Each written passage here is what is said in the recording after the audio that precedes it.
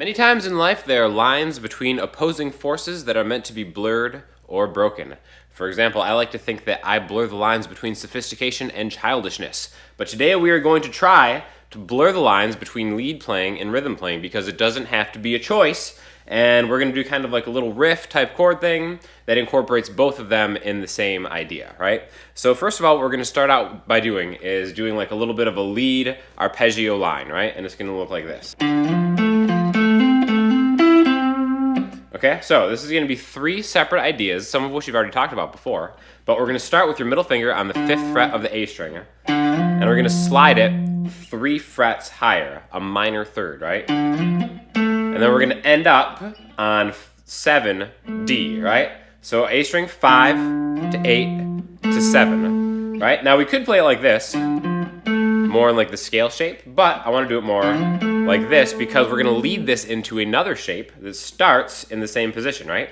So we've got this. We're going to go back a note, and then we're going to do this one right here. Now, if you've watched some of the other videos, you know that this is a major triad arpeggio, right?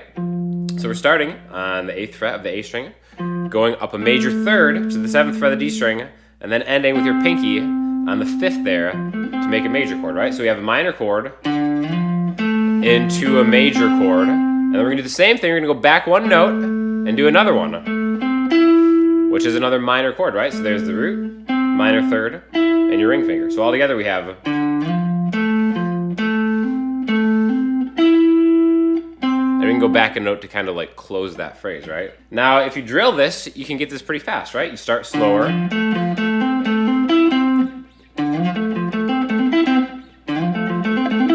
And over time, you can really just have that be something you don't even have to think about. It's just kind of like a little lick or something that you can do, right? Now, the theory behind this is something I want to talk about really quickly. What this is, this note that we're starting on is a D. A D plus a minor third plus its 5th is a D, an F, and an A, right? That triad creates a D minor chord. Now, the very next one we're doing is an F, an A, and a C. That triad creates an F major chord. Now, if you were to just do all 4 of those notes separately, these 2 chords combine to make a D minor 7 chord, right? A D, F, A, C. So we can think of these as 2 separate ideas, or we can kind of think of this as one extended 7th chord. And then we can do the same thing with the F, right? If we start on the F, F, A, C, and then we go to an A, C, E. The theory behind that is that just makes an A minor. An F, an A, a C, an F major plus an A minor, A, C, E, makes an F, A, C, E, which is an F major 7. So again, the theory isn't always the most important thing, but it's something that's really helpful to understand what you're doing and why these things are combining and why they sound kind of good, right?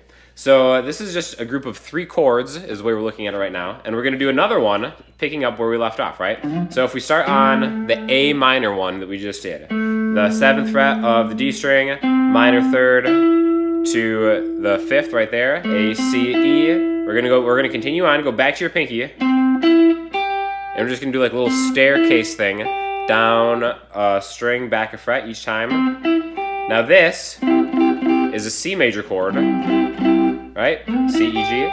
And then we're gonna do the same thing one more time. So we have A, C, E, C, E, G, E, G, B, the 12th fret. Now we could easily just do the same thing to find the B here, but I want to get this B instead of this B because we can slide into it. And using kind of like a sliding technique sometimes makes things sound better. So we're going to slide into that B and then close it with a C because this is all in the key of C, so it's a fitting place to end it on a C, right? So the second group of 3 chords is... Now, we're going to talk about how to add this to chord playing to kind of make like a rhythm lead combination type thing, right? So we're going to let's take an A minor.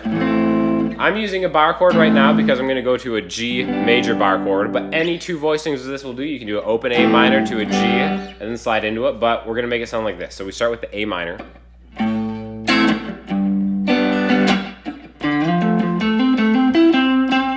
Okay, so that's going to be the first half of it. We have an A minor with kind of 2 mutes and a G major. And then we're going to jump right into the first 3 chord arpeggios that we did and then kind of add it to it, right? So A minor to G,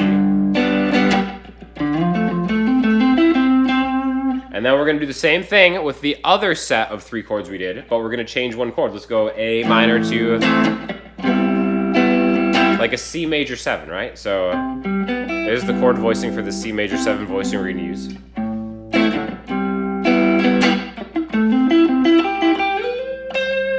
And we're going to make it even easier, right? So let's kind of tighten up some of these voicings. So this is the A minor. We can keep that just like it is. Now instead of playing a full bar chord, G major, let's just take this group of fingers right here and play it in E major form. E major, F sharp major, G major. The reason I'm switching to this one is because I know I'm starting that arpeggio run with my middle finger on the 5th fret. So this is a good way to kind of get to that position before you even have to jump there. A minor to G. And then the A minor. And let's make this the C major 7 voicing, even though it's right here. I'm actually just taking the C out of it, right? So I'm still thinking of it as a C major 7 voicing, even though it's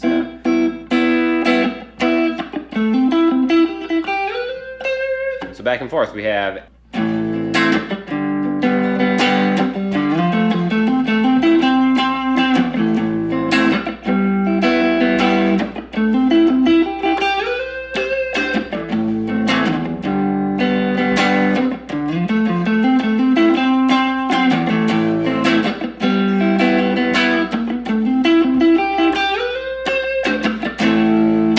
So this is just one example of using a couple different arpeggio lines playing through fretboard shapes, adding them on top of chords, and kind of getting just a different type of sound where you're combining a little bit of rhythm elements, a little bit of lead elements to try to make something interesting. And you don't have to use these, you can use any combination of arpeggios, scales, whatever.